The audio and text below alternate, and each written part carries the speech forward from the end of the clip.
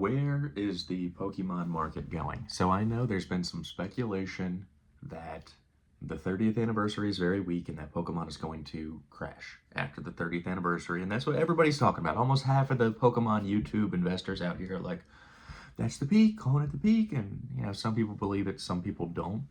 And while I'm somebody who preaches rationality and is a skeptic, and I make videos making fun of Pokemon, saying that the market is like way too euphoric, it's going to come down, I also think that there's kind of a fair argument for Pokemon not necessarily crashing immediately, right?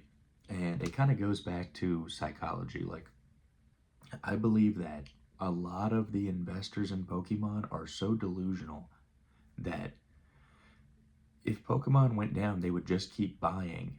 Because otherwise it would create like a cognitive dissonance. Like, cognitive dissonance is when there's an inconsistency in your values and your actions, right?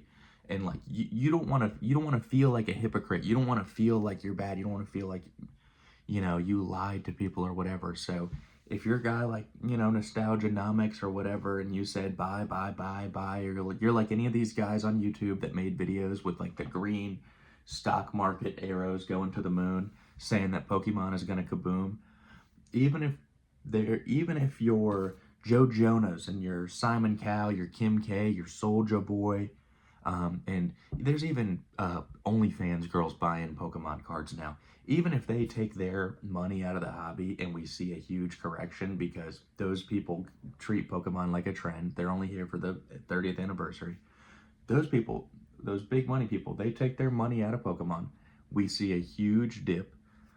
I truthfully think that even if it dips, a lot of the Pokemon investors, because they pumped Pokemon so much, because they've been talking for years about how they believe in it, because they quit their jobs to go full time, these people are going to say, buy the dip, buy the dip. This is only temporary.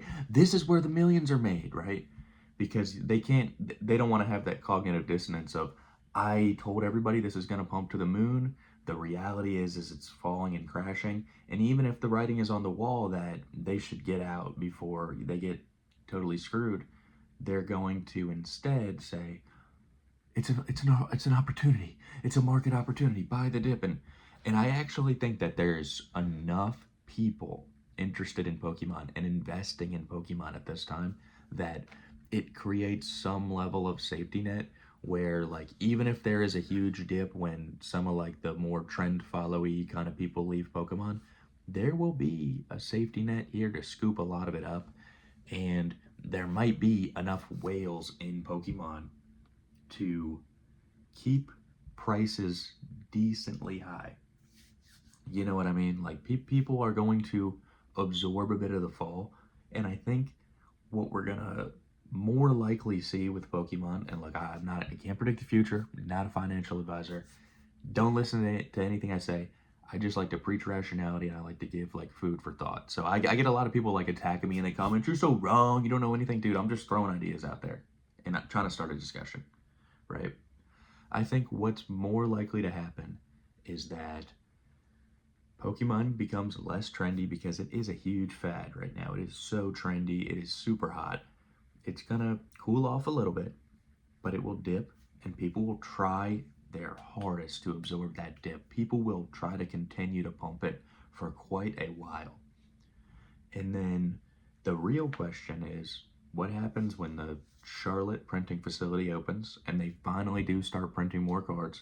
And then what happens when Wind and Waves drops? Because I'm not excited for Wind and Waves base set, which I know everybody said the same thing about Scarlet Violet base, but like, truthfully, Wind and Waves looks somehow even way worse than Scarlet Violet did. So, new printing facility, Wind and Waves, all the trendy big money is out of Pokemon. 2028, 2029, maybe then you see Pokemon do its like steady decline. And like I said, I don't think it's going to be a crash, unfortunately. I don't think there's going to be any like one moment where you see everybody like burning their collections behind them, throwing their prismatic ETBs in the dumpster.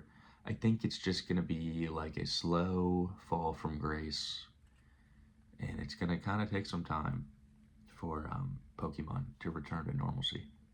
But there's just no doubt that it's crazy out here. Like Black Label Mew going for 250K is insane to me.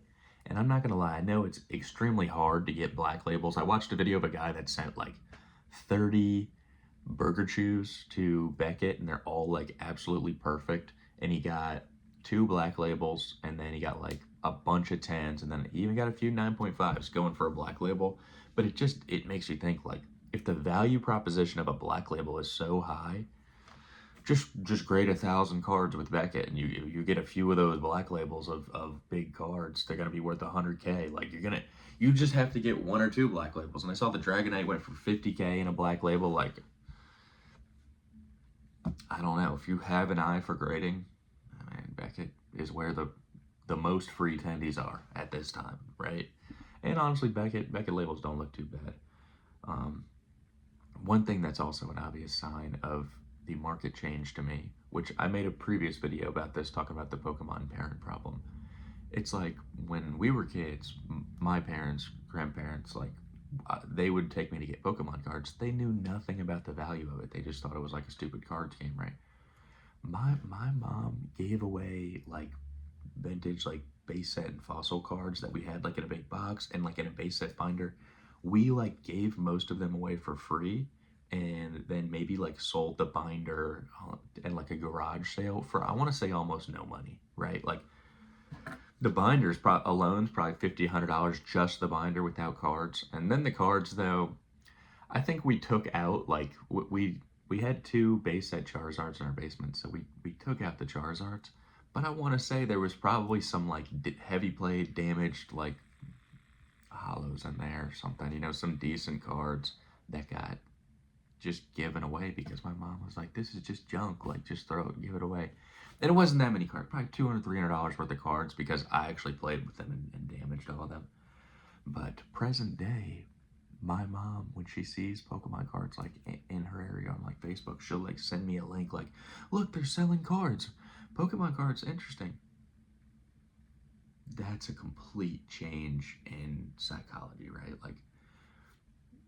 Like regular people know Pokemon has value. And even my friends who hate Pokemon, I think it's lame, they're like sending me pictures when they're at the store like, hey, is this a good one to buy? Like, I think this is totally lame that you're still in this, but like, if this is the good one that everybody's fighting over, I could grab it for you. And normal people who don't care about Pokemon, like, seeing the value proposition, that ain't gonna last forever. No shot that it lasts forever, right? That is total like Beanie Baby insanity, right? And man, I don't think Pokemon is like Beanie Babies, but Beanie Babies are a fascinating phenomenon. Like when you read about how they purposely created like artificial scarcity, and then what actually caused Beanie Babies to die is they said they weren't gonna make any more. Like they were just like, all right, we're just gonna be done doing the Beanie Baby thing, and then the dot-com bubble happens, and boom, it's done. But Beanie Babies had a run from like 93, 94 to 99, right? Had like a good, they say the craze was like 3 or 4 years from like 95 to 99. And it's very fascinating to watch like the documentaries and stuff about Beanie Babies where like ladies were quitting their jobs. They were like fiendishly like going and buying up all this stuff, fighting over it. And it's just worth nothing, right? Which goes to show things that people really, really believe in, they can seriously fall off. But yeah, those are just my thoughts, kind of ranting about where Pokemon's going to go. I don't think it's going to be a crash. I think it's going to be more of a slow stagnation. New printing facility will be big. Win and Waves will be big. And what happens with the investor FOMO Pokemon YouTube hype bros when the trendy money leaves the card game, right? The only thing that could cause a serious crash for me would be like a genuine economic crash, but can't predict that. It's like a black swan event for the most part. But yeah, that's it. Okay, Purist, peace.